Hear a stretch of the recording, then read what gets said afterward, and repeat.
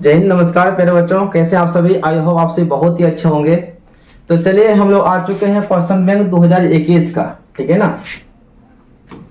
तो इससे पहले 2020 तक फर्स्ट और सेकंड सिटिंग कंप्लीट कर दिए हैं। आप सभी देख लीजिएगा, 2011 से लेकर 2020 तक कंप्लीट कर दिए, ठीक है ना। यहाँ पर 2000 क्या है 21 है, या 21 कर दीजिए इसको, ठीक है ना। 2021 का हमारा फर्स्ट सिटिंग का है, फर्स्ट सिटिंग का है, ठीक है। तो पहले बच्चों मैं एक बार फिर से आपसे सिखाना चाहूंगा कि यदि आप चाहते हैं कि आपका एग्जाम में 450 से प्लस अंक आए तो आप सब सीधा से क्वेश्चन बैंक को पढ़ लीजिएगा। और हम जो ना क्वेश्चन बैंक पर ही विशेष फोकस करते हैं। तो चलिए, बाकी बात आप लोग समझदार हैं, आगे क्या करना है। चलिए तो क्लास को करते हैं स्टार्ट। वीडियो लाइक शेयर जरूर करते रहिएगा आप लोग, ठीक है ना। और आप लोग के द्वारा मुझे बहुत सपोर्ट मिल रहा है, तो सपोर्ट करते रहिए। आप लोग के लिए हम वीडियो अपलोड करते रहेंगे, ठीक है। तो चलिए, और दूसरी बात आपको बता दूं मैं कि मेरा जो पुराना वाला चैनल था सुप्रिया ऑनलाइन क्लासेस, वह भी रिकवर हो गया। यह वीडियो आपको उस चैनल पर भी मिलेगा और इस चैनल पर भी है। तो चलिए, आज का पहला प्रश्न है कि निम्नलिखित में से कौन संवहन उत्तक है। संवहन उत्तक, तो पेड़ पौधों में दो उत्तक पाए जाते हैं, एक होता है जाइलम और एक होता है फ्लोएम। उसको संवहन मंडल का उत्तक कहा जाता है। जाइलम का काम होता है जल का परिवहन करना, एंड फ्लोएम का काम क्या होता है, खाद्य पदार्थों का परिवहन करना। और जाइलम में क्या होता है, जाइलम में जल का परिवहन क्या होता है, नीचे से और ऊपर की ओर होता है। एंड फ्लोएम की बात करेंगे तो फ्लोएम में खाद्य पदार्थों का परिवहन जो होता है ऊपर और नीचे दोनों दिशा में होता है, ठीक है ना। तो संवहन मंडल का जो है ना हमारा दो उत्तक है, एक जाइलम एक फ्लोएम। देखिए आपका फ्लोएम भी हो जाएगा, जाइलम भी हो जाएगा, यानी कि बी और सी दोनों हो जाएगा। आंसर क्या हो जाएगा आपका, डी हो जाएगा, ठीक है।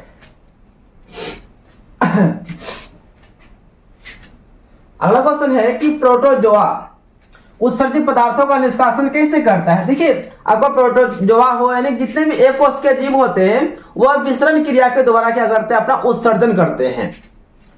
तो प्रोटोजोआ उत्सर्जित पदार्थों का निष्कासन कैसे करते हैं, तो विसरण क्रिया के द्वारा। विसरण क्रिया का मतलब होता है शरीर के सतह के द्वारा ही वो क्या करते हैं, उत्सर्जित कर देते हैं, मतलब उत्सर्जन कर देते हैं, निष्कासित कर देते हैं, उसको बाहर कर देते हैं। मनुष्य के शरीर की सबसे बड़ी ग्रंथि जो है वो आपका क्या, यकृत है। मनुष्य की शरीर की सबसे बड़ी ग्रंथि क्या होती है बच्चों, यकृत होता है आपका, ठीक है ना।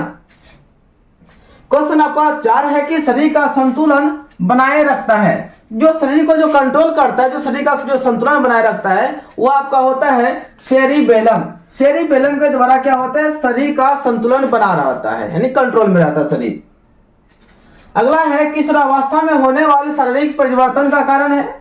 देखिए किशोरावस्था में शारीरिक परिवर्तन होता है। परिवर्तन का मतलब हुआ कि किशोरावस्था में बात करेंगे लड़कों का, तो जब लड़का किशोरावस्था में होता है, यानी बालक लोग जब किशोरावस्था में होते हैं, हम लोग के युवा तरह होते हैं, तो उसमें क्या होता है, बहुत सारे परिवर्तन होते हैं। जैसे कि दाढ़ी उगना, मोच उगना, है ना, आवाज क्या होना, भारी हो जाना, और सेक्सुअल की क्षमता अधिक बढ़ जाना, है ना। ये क्या होता है, आपका किशोरावस्था में परिवर्तन होता है ना। कंधा का चौड़ा हो जाना, है ना, मतलब, और जो शरीर होता है वो थोड़ा भारी भरकम हो जाना, ये क्या होता है, शारीरिक परिवर्तन होता है किशोरावस्था में। तो यहाँ पर जो आप देखें जो है टेस्टोस्टेरोन जो है यहाँ पर पुरुष में पाया जाता है, और इसके वजह से क्या होता है, पुरुष में क्या होता है, शारीरिक परिवर्तन होता है। जैसे कि मोच का जगना, मोच का मतलब उगना, दाढ़ी उगना, आवाज का भारी होना, ये आपका पुरुष में होता है। टेस्टोस्टेरोन क्या होता है, पुरुष में। ये आपका क्या है, नर हार्मोन है। क्या है, नर हार्मोन है।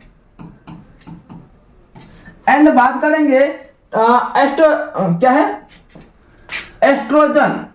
एस्ट्रोजन जो है ना आपको क्या है, मादा हार्मोन है। इस हार्मोन की वजह से मादा में क्या होता है, उसमें भी किशोरावस्था में शारीरिक परिवर्तन होता है। जैसे कि बात करेंगे लड़कियों में जो परिवर्तन होता है, उसका क्या होता है, आवाज जो है सुरीला हो जाता है, उनका स्तन जो है, ब्रेस्ट जो है वो बड़ा हो जाता है, एंड और बहुत सारे परिवर्तन होता है। तो इस समय क्या होता है, आपका क्या होता है, परिवर्तन होता है किशोरावस्था में। तो ये इसके यानी पुरुष में जो परिवर्तन होता है, पुरुष में यानी कि लड़कों में जो किशोरावस्था में परिवर्तन होता है, उसमें आपका टेस्टोस्टेरोन हार्मोन का भूमिका होता है। एंड बात करेंगे महिलाओं में, मतलब लड़कियों में, किशोरियों में जो परिवर्तन होता है उसका वजह है एस्ट्रोजन होता है, इसकी वजह से क्या होता है, महिलाओं में, लड़कियों में परिवर्तन होता है, शारीरिक परिवर्तन होता है, मतलब युवावस्था में परिवर्तन होता है। तो आपका ए और बी दोनों हो जाएगा, ए और बी दोनों हो जाएगा, ये थायरॉक्सिन आपका नहीं होगा। ठीक है। क्वेश्चन आपका नेक्स्ट है कि मानव हृदय में कितने कोष्ठ होते हैं। मानव हृदय जो है ये आपका 4 कोष्ठकों में बटा होता है। एक होता है आपका दयालिन, दूसरा होता है बयालिन, और तीसरा होता है दयानिल, चौथा होता है बयानिल होता है। यानी कि मानव हृदय जो है आपका 4 कोष्ठकों में बटा होता है। कितने कोष्ठकों में, 4 भाग में बटा होता है। चलिए अगला क्वेश्चन है, रक्त क्या है। देखिए रक्त एक आपका क्या है, तरल संयोजी उत्तक है। क्या है, रक्त एक तरल संयोजी उत्तक है, यानी उत्तक है। और देखिए रक्त में आपका ना 2 भाग होता है। रक्त जो है, पहले बच्चों रक्त की बात करेंगे। रक्त में 2 भाग होता है, पता है एक क्या होता है, एक आपका होता है ठोस भाग होता है, ठोस भाग होता है, और दूसरा जो होता है आपका यह होता है तरल भाग होता है, तरल भाग होता है। ठीक है ना। तो आपका यह ठोस भाग में जो आपका होता है, तरल भाग की बात करेंगे, इसमें क्या होता है आपका, एक आपका होता है आरबीसी, उसके बाद आपका होता है डब्ल्यूबीसी, और आपका तीसरा क्या होता है, प्लेटलेट्स। क्या होता है, प्लेटलेट्स होता है। और ये आपका जो ठोस भाग जो होता है, रक्त का जो ठोस भाग होता है, इसमें क्या होता है, प्लाज्मा होता है। रक्त का ठोस भाग क्या कहलाता है, प्लाज्मा कहलाता है। जो कि आपका ना 45% भाग जो है ना रक्त में प्लाज्मा की मात्रा होती है। बाकी 55% जो है, 55% जो है ना आपको तीनों आरबीसी, डब्ल्यूबीसी, प्लेटलेट्स मिला के होता है। आगे समझे तो रक्त क्या है, रक्त एक क्षारीय द्रव होता है, एक उत्तक होता है। ठीक है ना। और रक्त का पीएच मान क्या होता है, 7 से अधिक होता है, क्योंकि क्षारीय है तो वो 7 से अधिक होगा। चलिए क्वेश्चन नेक्स्ट है आपका, जीन शब्द किसने प्रस्तुत किया। देखिए जीन शब्द जो है ना जोहानसन ने क्या था, है ना, कब क्या था, तो 1909 में जोहानसन ने जीन शब्द का प्रतिपादन किया था। क्वेश्चन 9 है कि तेलीय कागज होता है। तेलीय कागज का मतलब हुआ तेल लगा हुआ कागज। यह आपका पारभाषक होता है, यानी क्या हो जाएगा आपका, पारभाषक यानी पारदर्शी, यानी पारभाषक का मतलब होता है ऐसे पदार्थ जिनमें कि प्रकाश किरणें अंश के रूप में गमन करते हैं, उसको हम लोग क्या बोलते हैं, पारभाषक पदार्थ करते हैं। क्वेश्चन नेक्स्ट है कि लेंस के द्वारा उत्पन्न आवर्धन का ऐसा ही मात्रक क्या होता है। आवर्धन का मात्रक नहीं होता है, वो क्या होता है, आवर्धन जो है ना मात्रक विहीन भौतिक राशि होती है। तो आंसर क्या हो जाएगा, ऑप्शन डी हो जाएगा, आवर्धन का मात्रक नहीं होता है। क्वेश्चन आपका नेक्स्ट है 11 कि प्रकाश की चाल भिन्न भिन्न माध्यमों में क्या होती है। देखिए प्रकाश की चाल विभिन्न माध्यमों में क्या होती है। तो देखिए अलग अलग माध्यम में चाल तो अलग अलग है, आप सभी को पता है कि निर्वात में चाल आपका 3 लाख होता है, पानी में 2.25 लाख होता है, कांच में आपका 2 लाख होता है ना। तो अलग अलग माध्यम में चाल क्या होता है बच्चों, अलग अलग होता है। ऐसी जाहिर सी बात है, आप बोलेंगे कि प्रकाश पानी में तो अलग स्पीड में चलेगा, हवा में अलग स्पीड में चलेगा, कांच में अलग स्पीड में चलेगा, यानी कि भिन्न भिन्न का मतलब हुआ अलग अलग माध्यम में प्रकाश की चाल क्या होती है, अलग अलग होती है ना। तो हो जाएगा क्या, प्रकाश की चाल विभिन्न माध्यम में क्या होती है, तो भिन्न भिन्न होती है। भिन्न भिन्न का मतलब होता है कि डिफरेंस अलग अलग होती है। क्वेश्चन आपका 12 है कि वायु में प्रकाश की चाल निर्वात की अपेक्षा होती है। यानी कि वायु में, देखिए एक्चुअली कहा जाए ना, ऐसे तो आप लोगों को पता ही होगा कि निर्वात में और हवा में चाल तो 3 लाख ही है। लेकिन अगर आप ध्यान से अध्ययन करेंगे, गौर से अध्ययन करेंगे, जब 11-12 में जाइएगा तो आपको यहाँ पे प्रकाश के बारे में पढ़ने के लिए मिलेगा, निर्वात के बारे में, कि निर्वात जो है ना प्रकाश के हवा की तुलना में थोड़ा बिल्कुल क्या होता है, शून्य होता है। तो ये जो प्रकाश की चाल है निर्वात में सबसे अधिक होती है, और इसमें हवा में क्या होता है, हल्का सा कम होता है। तो यदि बात करेंगे प्रकाश यानी वायु में प्रकाश की चाल निर्वात की अपेक्षा क्या होती है, तो थोड़ा कम होता है। क्या होता है, कम होता है। ठीक है, हल्का डिफरेंस होता है, ध्यान दीजिएगा। इन्हें बोले दोनों में समान होता है, गलती हो जाएगा। अगर आप सुन बोलेंगे ना समान होता है तो आपको गलत हो जाएगा। लेंस में मुख्य फोकस की संख्या होती है। लेंस में कितने मुख्य फोकस होते हैं, तो 2 होते हैं। कैसे भाई, ये देखिए ना, ये उत्तल लेंस है, यहाँ देखिए ये अपवर्तक सतह है, यहाँ देखिए इधर हमारा होता है f1, ये हमारा क्या होता है, f2 होता है। तो लेंस में कितने फोकस होते हैं, लेंस में मुख्य फोकस 2 होते हैं। आंसर क्या हो जाएगा, ऑप्शन बी हो जाएगा। तो क्वेश्चन आपका नेक्स्ट है, चलो भाई और ये मच्छर सब जो ना पहले बढ़ जाता है। हाँ, अगला है कि विद्युत का अच्छा चालक क्या है? विद्युत का सबसे अच्छा चालक क्या है? सभी को पता है जी, चांदी है। क्या है चांदी? कहां भैया? भैया चांदी। अगला क्वेश्चन है कि शुष्क सेल में ऋण इलेक्ट्रोड बना होता है, तो शुष्क सेल में जो ऋण इलेक्ट्रोड बना होता है वो आपका तांबा का बना होता है। किसका भाई? तांबा का। अगला क्वेश्चन है कि 1 जूल का मान होता है, 1 जूल का जो मान होता है आपका 0.24 यानी 24 नहीं बोलेंगे, इसको 24 बोलेंगे, कैलोरी होता है। क्योंकि जूल का आकार का मात्रा क्या होता है? जूल होता है। जूल को कैलोरी में भी मापा जाता है। 1 जूल बराबर आपका, ध्यान दीजिएगा, 1 जूल बराबर आपका क्या हो जाएगा? 0.24 कैलोरी हो जाएगा। ठीक है। क्वेश्चन नेक्स्ट है कि बुझा हुआ चूना का सूत्र क्या होता है? बुझा हुआ चूना, जो वही चूना जो को हम दीवार में पेंट करते हैं, उसका सूत्र क्या होता है? CaO2 OH2 यानी कि कैल्शियम हाइड्रोक्साइड। अगला क्वेश्चन है निम्न में से भस्म नहीं है? भस्म नहीं है। देखिए आपका यह ऑक्सीजन है, भस्म है, लेकिन आपको देखिए NaCl, या NaCl जो है ये आपका नमक है। क्या है? नमक है। ये आपका भस्म नहीं है। इसको हम लोग क्या बोलेंगे? Sodium chloride. आप सभी नमक खाते होंगे, उसमें लिखा रहता है NaCl। जस्ता का एस्क क्या होता है? जस्ता का जो एस्क होता है वो जिंक ब्लेड होता है। जस्ता का एस्क क्या है? जिंक ब्लेड है। क्वेश्चन आपका नेक्स्ट है, सिलिकॉन क्या है भाई? सिलिकॉन क्या है? सिलिकॉन जो है आपका क्या है? उपधातु है। सिलिकॉन क्या है? उपधातु है। क्वेश्चन आपका 21 है कि एल्कोहल में कौन सा तत्व उपस्थित नहीं होता है? एल्कोहल में नाइट्रोजन उपस्थित नहीं होता है। ठीक है। अगला है कि मेथेनॉइक अम्ल का सामान्य नाम क्या है? देखिए मेथेनॉइक अम्ल को हम लोग फार्मिक अम्ल भी कहते हैं। यही अम्ल हमारा जो है ना चींटी में पाया जाता है। यानी कि लाल चींटी के डंक में कौन सा अम्ल पाया जाता है? फार्मिक अम्ल पाया जाता है। फार्मिक अम्ल को ही हम लोग क्या बोलते हैं? मेथेनॉइक अम्ल कहते हैं। ठीक है ना। तो मेथेनॉइक अम्ल का समान नाम क्या होता है? फार्मिक अम्ल होता है। क्वेश्चन आपका तेईस है कि स्वपोषी पोषण के लिए आवश्यक। स्वपोषी का मतलब होता है ऐसे जीव जो अपना भोजन खुद से तैयार करते हैं, किसी दूसरे जीव पर निर्भर नहीं करते हैं, उसको क्या बोलते हैं? स्वपोषी जीव कहते हैं। तो स्वपोषी के लिए क्या क्या चाहिए? क्लोरोफिल चाहिए, कार्बन डाइऑक्साइड चाहिए तथा जल चाहिए, सूर्य का प्रकाश चाहिए, यानी कि इनमें सब चाहिए। आंसर क्या हो जाएगा? Option D. यानी स्वपोषी के लिए क्या चाहिए? स्वपोषी को पोषण तैयार करने के लिए, भोजन बनाने के लिए क्या क्या चाहिए? क्लोरोफिल चाहिए, कार्बन डाइऑक्साइड और जल चाहिए, और क्या चाहिए? सूर्य का प्रकाश चाहिए, सब चाहिए।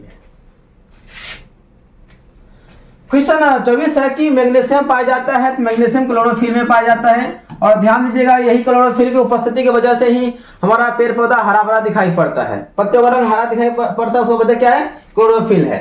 निम्नलिखित में से कौन पादप हार्मोन नहीं है? बताइए, इनमें से पादप हार्मोन नहीं है। देखिए एथिलीन हमारा पादप हार्मोन है। एथिलीन क्या है? पादप हार्मोन है। एथिलीन को फल पकाने वाला हार्मोन भी कहा जाता है। साइटोकाइन यह भी हमारा क्या है? पादप हार्मोन है। एंड ऑक्सिन जो है यह भी हमारा पादप हार्मोन। इसका काम है पेड़ पौधों में वृद्धि करना, यानी पेड़ पौधों की वृद्धि होने में हेल्प करना, जो पौधा बढ़ता है ना उसमें हेल्प करता है। लेकिन थायरॉक्सिन, यह थायरॉक्सिन हमारे गले के पास या गलघन बीमारी में यह उगता है। तो थायरॉक्सिन हमारा जो है पादप हार्मोन नहीं है, यह हमारा पादप हार्मोन है। ई है, ई है, ई है, लेकिन ई नहीं है, अर्थात हमारा आंसर हो जाएगा ऑप्शन डी। क्वेश्चन आइए 26 है कि फूल में नर प्रजनन अंग है। फूल में जो नर भाग होता है उसको पुंकेसर कहते हैं। और बात करेंगे फूल का मादा भाग क्या होता है, तो फूल का जो मादा भाग होता है, मादा भाग जो होता है वह क्या होता है? स्त्री केसर होता है। स्त्री केसर याद रहेगा। फूल का यानी पुष्प का जो मादा भाग है वह स्त्री केसर होता है, और जो नर भाग है वह आपका पुंकेसर होता है। मादा भाग को इसे जयांग भी कहते हैं। अगला है 27 नंबर, निम्नलिखित में से किस में द्विखंडन नहीं होता है? देखिए अमीबा में आपका द्विखंडन होता है, पैरामीशियम में होता है, युग्लिना में होता है, लेकिन ईस्ट में हमारा द्विखंडन नहीं होता, इसमें बहुखंडन होता है। यह हमारा अलगीकरण का विधि है। ईस्ट हमारा आंसर हो जाएगा। ईस्ट में हमारा द्विखंडन नहीं होता, इसमें बहुखंडन होता है। पारिस्थितिक तंत्र में ऊर्जा का स्रोत होता है, तो पारिस्थितिक तंत्र में यानी कि हमारा जो वन है, वायुमंडल है, इसमें ऊर्जा का सबसे विशाल स्रोत जो है वो हमारा सूर्य का प्रकाश है। क्वेश्चन नेक्स्ट है, निम्नलिखित में से किसे आनुवंशिकी का पिता कहा जाता है? आनुवंशिकी पिता तो मेंडल को कहा जाता है ना, ग्रेगर जॉन मेंडल को कहा जाता है। और ध्यान दीजिएगा, मेंडल ने आनुवंशिकी का प्रयोग करने के लिए किस पौधे का चयन किया था? तो बताना है आपको सर, मटर का पौधा का इस्तेमाल किया था। किसका? मटर के पौधे का इस्तेमाल किया था आनुवंशिकी का पता करने के लिए, मतलब आनुवंशिकी के प्रति मतलब जांच करने के लिए कि यानी कि एक पीढ़ी से दूसरे पीढ़ी में जाने के लिए मतलब किस तरह संतान उत्पन्न होता है, तो उन्होंने मटर का पौधा इस्तेमाल किया था। हरे पौधे कहलाते हैं, तो हरे पौधे हमारा उत्पादक कहलाते हैं। अगला है कि नर युग्मक में गुणसूत्र की संख्या क्या होती है? तो गुणसूत्र की संख्या जो है ना 23 जोड़ी होती है। क्या होता है आपका? 23 जोड़ी। इस यहाँ पे जोड़ी होना चाहिए। यदि बोलेगा कितनी होती है तो आपको होना चाहिए 46, ठीक है ना। तो यहाँ पे जोड़ी लगा दीजिए, 23 जोड़ी, 22 जोड़ी, 24 जोड़ी, तो आंसर क्या हो जाएगा सही आपका? 23 जोड़ी। 23 दूनी 46। चलिए, ओजोन परत पाई जाती है, स्ट्रेटोस्फीयर में पाया जाता है। चलिए, अगला है कि दाढ़ी बनाने के लिए कौन सा दर्पण उपयुक्त होता है? तो सभी को पता है दाढ़ी बनाने के लिए अवतल दर्पण का इस्तेमाल किया जाता है। बात करेंगे उत्तल या गाड़ियों के साइड मिरर में इस्तेमाल किया जाता है। अगला क्वेश्चन है कि श्वेत प्रकाश वर्णक्रम में किस रंग की किरण का विचलन अधिक होता है? तो विचलन की बात करेंगे तो बैंगनी का विचलन ज्यादा होता है और लाल का विचलन क्या होता है? कम होता है। लेकिन वही बात करेंगे तरंग दैर्घ्य की बात करेंगे तो बैंगनी का तरंग दैर्घ्य कम होता है, लाल का तरंग दैर्घ्य ज्यादा होता है। क्वेश्चन आज 35 है कि समतल दर्पण की फोकल दूरी होती है, तो समतल दर्पण का फोकल दूरी आपका अनंत में होता है। तो क्वेश्चन 36 है कि अवतल दर्पण के सामने वस्तु को कहां पर रखा जाए ताकि प्रतिबिंब उल्टा, वास्तविक और समान आकार का बने? तो प्रतिबिंब को, वस्तु को ना, अवतल दर्पण में वस्तु को कहां पे रखा जाए ताकि समान साइज का प्रतिबिंब बने? तो उसको ना उसको सी, यहाँ पे एफ होगा, सी पे रखना पड़ेगा ताकि यहाँ पर जो ना उसका प्रतिबिंब जो बनता है ना बिल्कुल वस्तु के बराबर बनता है। यहाँ से जाएगा, यहाँ से फिर आता है, यानी कि वस्तु के बराबर और उल्टा प्रतिबिंब और वास्तविक कहां पे बनेगा? जब हमारा वस्तु सी पर होगा। सी का मतलब हो गया वक्रता केंद्र पर होगा। तारे टिमटिमाने का कारण है, तारे जो टिमटिमाते हैं उसका वजह है वायुमंडलीय अपवर्तन। मानव नेत्र के लिए दृष्टि का अस्तित्व होता है, यानी कि हम किसी वस्तु को देखते हैं, हटाने के बाद वह कितने समय तक वस्तु हमें हमारे रेटिना पर बना ही रहता है, वह होगा हमारा 1/16 सेकेंड। अगर ध्वनि की बात करेंगे, हमारे ध्वनि जो है ना, जो कान में जाता ध्वनि, तो कितना सेकंड तक अंदर में रहता है? हमारा हो जाएगा 1/10 सेकंड हो जाएगा। लेकिन बात करेंगे मानव नेत्र का तो आपका 1/16 हो जाएगा, राइट आंसर। क्वेश्चन आपका है 39 कि उत्तल दर्पण से बना काल्पनिक प्रतिबिंब होता है। तो उत्तल दर्पण में जो प्रतिबिंब बनता है हमेशा काल्पनिक बनता है और छोटा बनता है। काल्पनिक और छोटा, यानी कि काल्पनिक छोटा और सीधा होगा। तो देखिए यहाँ पे सीधा एवं ह्रासित, ह्रासित का मतलब होता है छोटा, सीधा होगा और ह्रासित होगा। चलिए, क्वेश्चन नेक्स्ट है कि अवतल दर्पण अवतल लेंस का आवर्धन बराबर होता है। आवर्धन क्या होता है? यानी m जो होता है या वस्तु को प्रतिबिंब की ऊंचाई v/u हो जाएगा। प्रतिबिंब की ऊंचाई बटे वस्तु की ऊंचाई का अनुपात होता है, यानी v/u हो जाएगा। हाँ, क्वेश्चन नंबर 41 है 1 AM मतलब, इसको क्या बोलते हैं? 1 AM मतलब एमीटर मीटर। इसको हम लोग बोलेंगे क्या? इसको बोलते हैं जी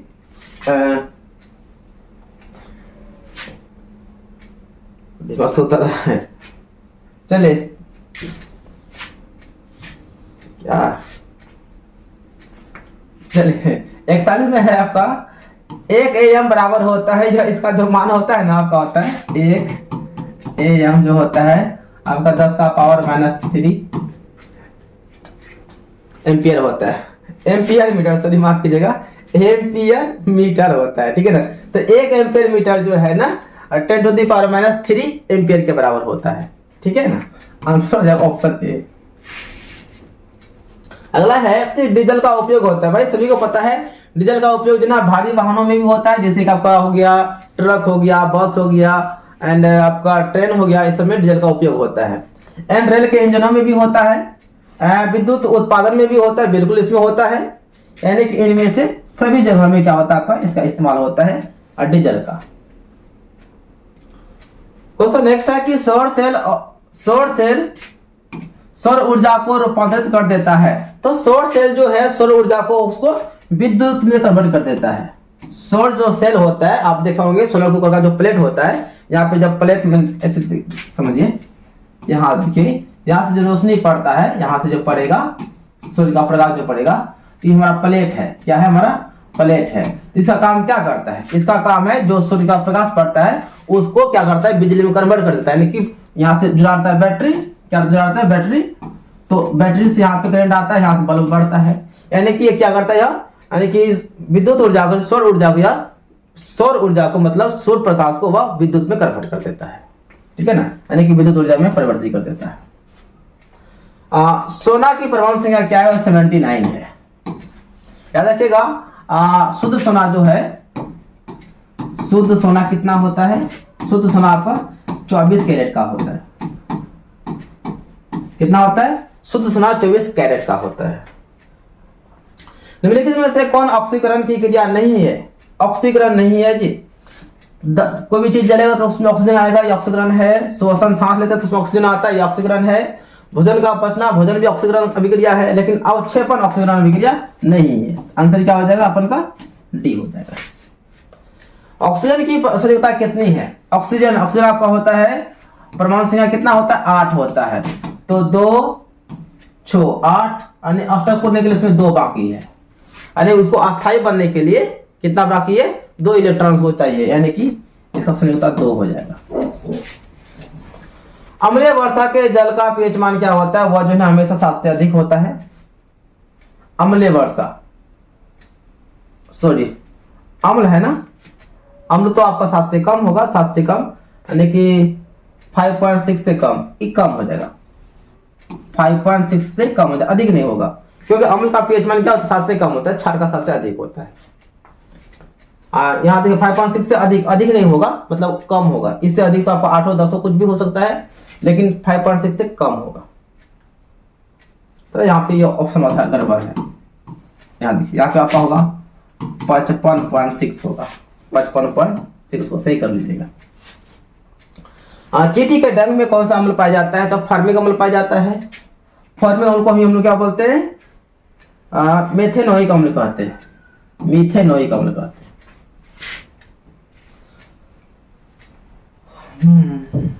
भाई अगला है विद्युत चुंबक बनाने के लिए किस पदार्थ का क्षण का उपयोग किया जाता है? तो नरम लोहा का इस्तेमाल किया जाता है। जब किसी चालक तार से विद्युत धारा प्रवाहित होती है तो गतिशील कण क्या होते हैं? जब किसी चालक तार से विद्युत धारा प्रवाहित करते हैं गतिशील कण क्या होते हैं? इलेक्ट्रॉन होते हैं। ओम का नियम है, इसका होता है V बराबर IR होता है ओम का नियम से। विभवांतर का ऐसा ही मात्रा क्या होता है? वोल्ट होता है भाई। विभव हो अथवा विभवांतर हो, इसका मात्रा वोल्ट होता है।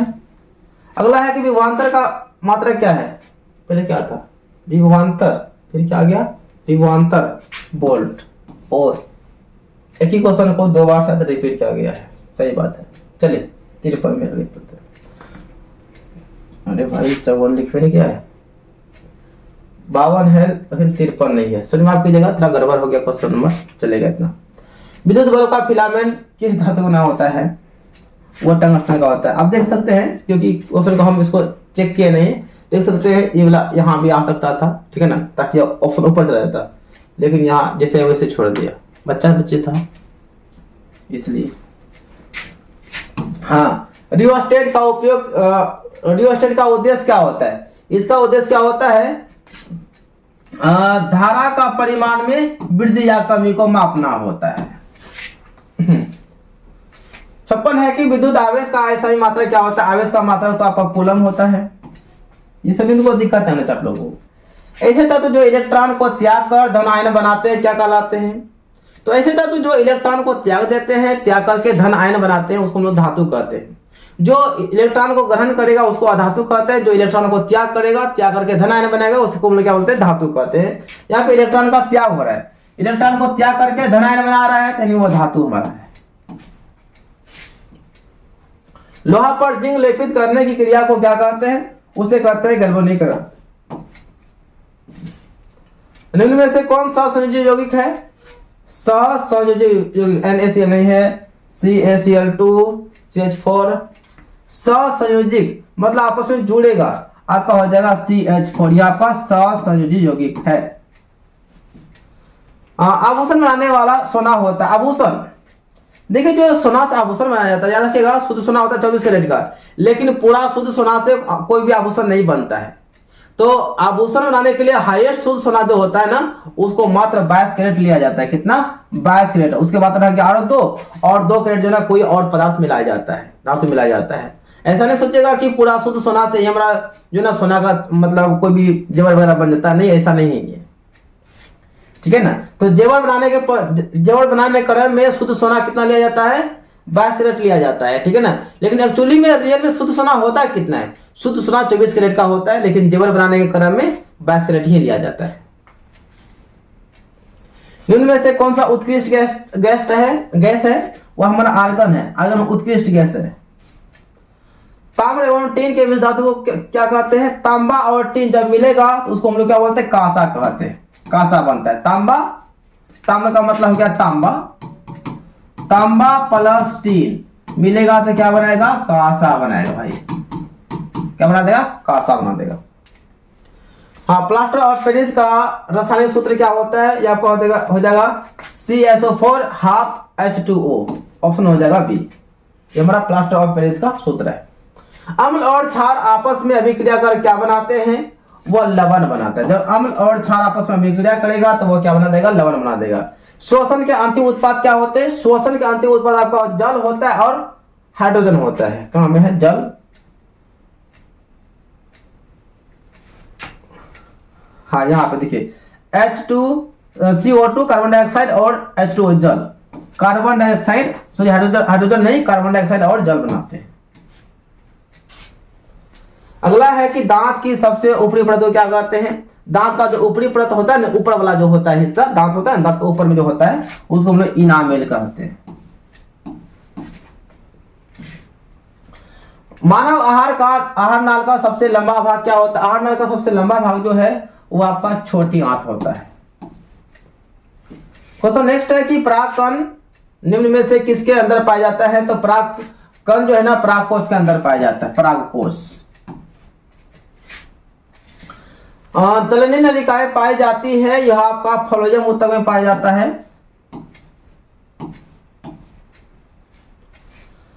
आरबीसी का जीवन अवधि कितना होता है? आरबीसी का जो जीवन काल होता है 120 दिन का होता है। मानव शरीर की सबसे लंबी कोशिका क्या है? यह आपका हो जाएगा किधर क्या जी? अस्थि कोशिका नहीं है तो न्यूरॉन होता है। तंत्रिका। हाँ, तंत्रिका कोशिका, न्यूरॉन। अगला है कि अंडाणु निषेचित होता है। अंडाणु जो आपका फैलिपिया नलिका में निषेचित होता है। वनस्पति तेलों में होती है, उसमें होता है आपका लंबी और संतृप्त हाइड्रोकार्बन श्रृंखलाएं होती है। आंसर हो जाएगा आपका बी। आपका पूरा आंसर जो है ना A to Z आपको हम सही बता रहे हैं, टेंशन मत लीजिए, ये आराम से पढ़िए। ब्यूटेन के कितने समाजबी होते हैं? ब्यूटेन के 2 समाजबी होते हैं। अगला क्वेश्चन है मेंडलीव के आवर्त नियम में तत्व का वर्गीकरण का आधार क्या है? यानी मेंडलीव ने आवर्त सारणी में तत्वों के साथ सजाया था। वो सजाया था परमाणु द्रव्यमान के आधार पर। अगला है कि अमोनिया के अणु में नाइट्रोजन एवं नाइट्रोजन एवं हाइड्रोजन के परमाणु की संख्या का अनुपात क्या होगा? तो अमोनिया NH3 यानी 1:3 हो जाएगा आपका 1:3 हो जाएगा, 1:3। अगला है विद्युत का सबसे अच्छा चालक क्या होता है? तो चांदी होता है।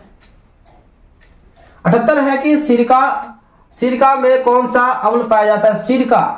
सिरका में क्या पाया जाता है? एसिटिक अम्ल। निम्न में कौन कार्बन के अपरूप है? कार्बन के अपरूप आपका ग्रेफाइट होता है। आपका क्या है? ग्रेफाइट है, हीरा है और फ्लोरीन भी है। कार्बन के 3 अपरूप होते हैं, ग्रेफाइट भी होते हैं, हीरा भी होते हैं, फुलेरिन भी होते हैं। आंसर हो जाएगा इनमें सभी। क्वेश्चन नंबर 80 और लास्ट क्वेश्चन आज का होगा कि एक अनुसूत्र परंतु विभिन्न संरचना सूत्र वाले यौगिक क्या कहलाते हैं? वो हमारा समायवी कहलाते हैं, समायवी कहलाते हैं। ठीक है, तो पहले बच्चों यहां से हमारा जो है क्वेश्चन नंबर 80 खत्म, यानी कि 2021 का यह फर्स्ट सिटिंग का था और ये हमारा जो है सेट 1 था, ए था सेट। आपके पास जो भी सेट होगा आप मिला लीजिएगा, ठीक है ना, लेकिन आपका सब वही क्वेश्चन है। तो हम आपसे यही कहना चाहेंगे कि आप सभी जितना अधिक से अधिक हो सके आप लोग क्वेश्चन बैंक को देख लीजिए, बेस्ट रहेगा आप लोग के लिए, ठीक है ना, मतलब कम मेहनत में ज्यादा नंबर ला सकते हैं। ठीक है, तो वीडियो देखने के लिए आप सभी को दिल से थैंक यू। इसी तरह सपोर्ट करते रहिए, वीडियो शेयर करते रहिए। बाकी बात मिलते हैं हम लोग 2021 का सेकंड सिटिंग को लेकर मिलेंगे कल। तब तक के लिए जय Hind, Vande Mataram, best of luck और अधिक से अधिक समय अपना पढ़ाई पे देते रहिएगा, ठीक है, क्योंकि ताकि आप जितना अधिक पढ़ेंगे उतना रिजल्ट आपका बेहतर होगा।